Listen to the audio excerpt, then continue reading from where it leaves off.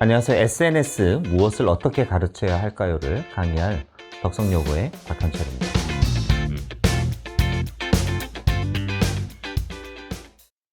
학교에서 소셜 네트워크 서비스, SNS라고 하죠. SNS에 대해 가르친다면 무엇을 어떻게 가르쳐야 할까요?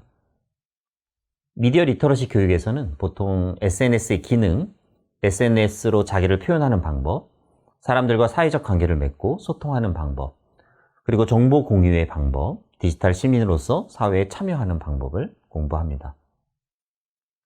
오늘은 이 주제에 대한 수업 사례 중에서 몇 가지를 소개해 드리겠습니다. SNS의 기능을 지식적으로 가르친다는 것은 쉽지 않습니다. 그래서 저는 수업 시간에 자기 표현, 대화와 커뮤니케이션, 관심사와 정보 공유, 관계 맺기와 확장, 홍보와 상업적 용도, 재미와 여가 등의 SNS의 기능을 그림을 그리는 과정을 통해 체득할 수 있도록 해보았습니다. 보여드리는 그림처럼 내가 자주 이용하는 소셜미디어를 선택하여 벌집의 가운데 빈칸에 쓰고 그 둘레에는 참고 자료 중에서 SNS 이용 용도를 6개 골라 쓰도록 했습니다. 주로 이용하는 용도는 좀 진하게, 부수적인 용도는 연하게 색칠하면서 자신과 친구들의 SNS 이용 패턴도 파악하고 SNS가 어떤 용도로 쓰이는지 자연스럽게 공부할 수 있도록 했습니다. 보고 계시는 사진은 학생들이 많이 사용하는 카카오톡과 인스타그램으로 벌집 활동을 진행한 것입니다. 이 학생의 경우는 카카오톡을 주로 대화와 커뮤니케이션, 관계 맺기와 확장 용도로 사용하고 있네요. 또 인스타그램의 경우에는 자기 표현, 관계 맺기와 확장 용도로 사용하고 있음을 알 수 있습니다. SNS로 자신을 표현하는 방식에는 자신에 관한 특징을 프로필로 쓰기, 개성 있는 게시물을 올리기, 사회적 관계를 맺고 있는 인맥 드러내기 등이 있습니다.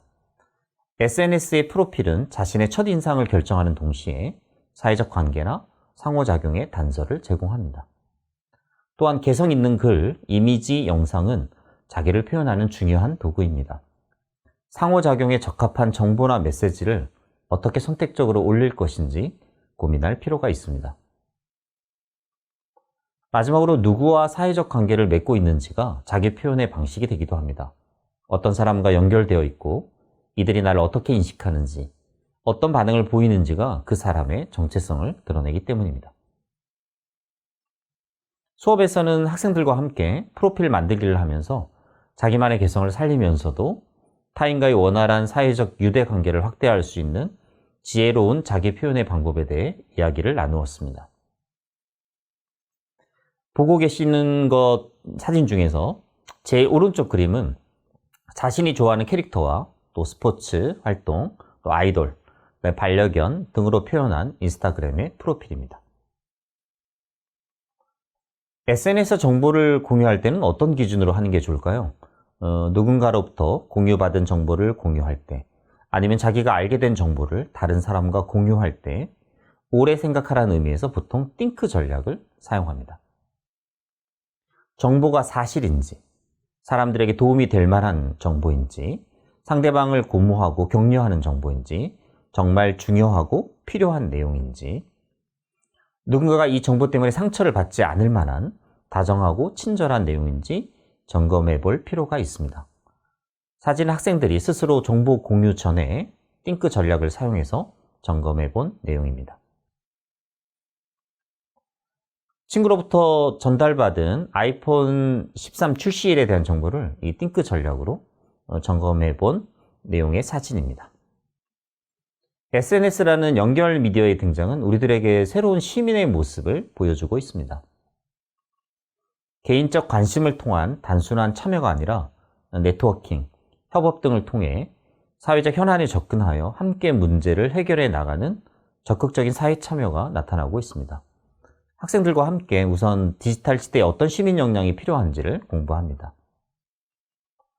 미디어를 통해 다른 사람과 연결하고 소통할 수 있는 네트워크 역량, 문제 해결을 위해 다른 사람과 교류하고 협력하여 성과를 얻을 수 있는 협업 역량, 정치 사회적 이슈에 대해 적극적으로 의견을 교류하고 공통의 문제를 해결하기 위해 다양한 활동에 참여하는 실천과 참여 역량이 필요함을 강조합니다.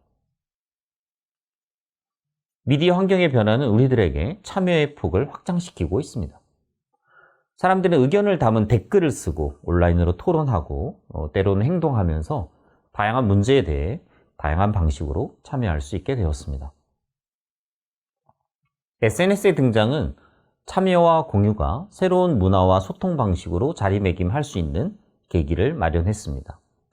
아래 사례들은 학생들이 직접 찾은 사회 참여 사례 중에 일부입니다. 세계 12개국의 185명의 단원들이 각자의 공간에서 자신이 맡은 파트를 부른 후에 편집을 통해 하나의 곡으로 완성하여 유튜브에 공개한 프로젝트입니다. 지역, 인종, 종교, 거리와 상관없이 세계가 음악으로 하나 될 수 있음을 보여주었습니다. 덕분에 챌린지는 코로나 바이러스 감염증 19 위기 극복에 헌신한 의료진을 격려하기 위해서 시작된 국민적인 캠페인입니다. 한국의 중앙재난안전대책본부가 주도해서 시작했습니다. 존경과 자부심을 뜻하는 수어 동작으로 구성되어 사진이나 영상을 통해서 SNS로 전파와 공유가 이루어지도록 했습니다. 참여는 우리가 직면한 문제를 해결할 수 있는 가장 효과적인 방법이자 더 나은 세상을 만들기 위한 방법을 배울 수 있는 소중한 기회입니다. 우리는 참여를 통해 사회가 당면한 문제가 무엇인지 알 수 있으며 문제를 해결하기 위해 함께 노력하는 소통의 과정 속에서 공정한 해답을 찾는 절차를 배울 수 있습니다. 다음은 학생들과 직접 참여했던 프로젝트의 일부입니다. 빅워크 프로젝트는 자신이 걸은 걸음을 기부하여 좋은 일에 쓸 수 있는 서비스입니다. 자신이 원하는 분야나 단체에 걸음을 기부할 수 있고 SNS를 통해 자신의 활동 내역을 공유할 수도 있습니다. 학생들이 자발적으로 참여하여 좋은 성과를 이루었습니다. 두 번째로 참여한 프로젝트는 플라스틱 프리 챌린저입니다. 세계자연기금과 제주의 한 기업이 공동 기획한 플라스틱 저감 캠페인입니다. 일회용 플라스틱 컵 대신에 텀블러 등을 사용하는 사진을 SNS를 통해 인증하면 적립금이 쌓이고 이 적립금으로 제작한 텀블러 판매 수익금을 세계자연기금에 기부하는 방식의 캠페인입니다. 학생들이 적극적으로 참여해 주었습니다. 이제는 주어진 프로젝트에 참여하는 것을 넘어서 스스로 계획하고 실천할 수 있는 SNS 사회참여 프로젝트를 기획하여 실천하고자 합니다. 지역사회 문제점을 찾아 해결의 실마리를 모색해보고 개선하는 프로젝트인데 미디어 청원서를 제작하고 SNS를 활용한 캠페인 활동을 통해서 SNS 시대에 필요한 네트워킹 역량, 협업 역량, 실천과 참여 역량을 함양하는 프로젝트를 진행 중에 있습니다. 여러분들도 아름다운 세상을 만들기 위한 SNS 프로젝트에 동참해 본 것은 어떠실까요?